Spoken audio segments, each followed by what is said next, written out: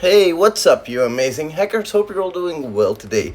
Welcome back to the channel. Today we're going to read my debut with a critical bug. How I found my first bug, API misconfiguration. Finally, the day arrived when I could share my own findings rather than just reading other researchers' findings, which I truly love to do as they are a significant source of my motivation. Without further ado, let's dive into the journey of my first bug discovered. In short, it's an API misconfiguration bug where I found an API key with potentially dangerous permissions in the request. Allow me to introduce to our target with a cliche statement. Let's call it example.com, an e-commerce website. For a couple of days, I tried to find various vulnerabilities like login bypass, XSS, subdomain takeover, and more, but my efforts were in vain, and no good came out of it. Just as my beginner's patience was wearing thin, I stumbled upon a Medium blog post of a researcher where he found some sensitive data in JavaScript files. Inspired, I decided to try it on my target and started hunting for JS files. The command I used was echo example.com and then piped it into Go with grep.js with httpx-mc200. So basically what this hacker is trying to do is example.com. He's going to echo all of those things. He's going to grab all of the links, get all URLs, and he's going to grab the JS links from that. From those, he's going to say which ones return a 200 status code. This led me to discover a ton of JS files.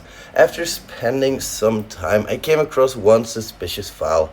I copied the JS file data into my VS Code to make it easily readable. I dug into it and found some intriguing data.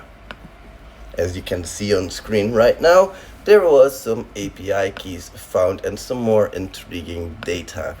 We can also see more secrets, more endpoints, and more API keys.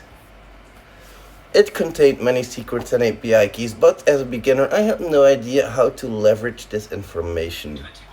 And then I turned to every bug hunter's friend, research.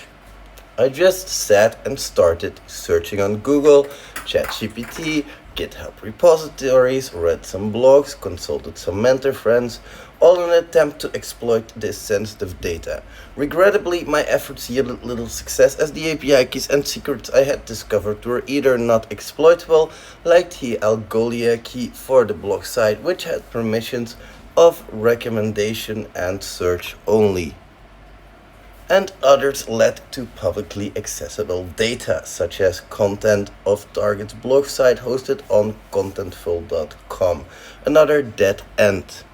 I was on the brink of abandoning this website for the second time when I decided to glance through my targets list in Burp Suite, searching for something interesting, a tip I'd read about in another blog, and then that's when it happened.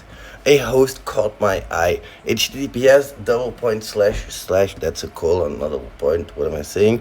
Your application id.algolianet.com. As I inspected the requests made to this host, I noticed something intriguing. Some requests used the same API key I had found in my JS file, while others contained a different API key.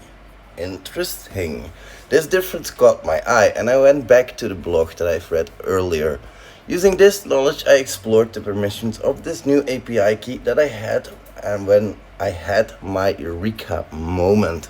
We can see here that in the ACL we have 0 search, but 10 on 1 we have add object, and on 2 we have the delete object rights for this specific API key. It had permissions to add and delete objects. I didn't try to add or delete anything, fearing I might break the website. I knew that these were some dangerous permissions, so I prepared a report and submitted it. Within a day, it was triaged as high severity, but after a few days, it was updated to critical. My patience had paid off with a touch of luck, I might add. It is not a technical bug like XSS with some crazy payload or something, but a bug's a bug, and this one can bring a whole blog site down. Special thanks to, I think those are his mentors. Thank you very much for writing this blog. Very well done. well found, and that deserves a clap from me, that's for sure. If you're interested, the blog is in the description below. Please go give this amazing hacker a clap, because I think he did amazing work. Thank you so much, my friends, and I will see you in the next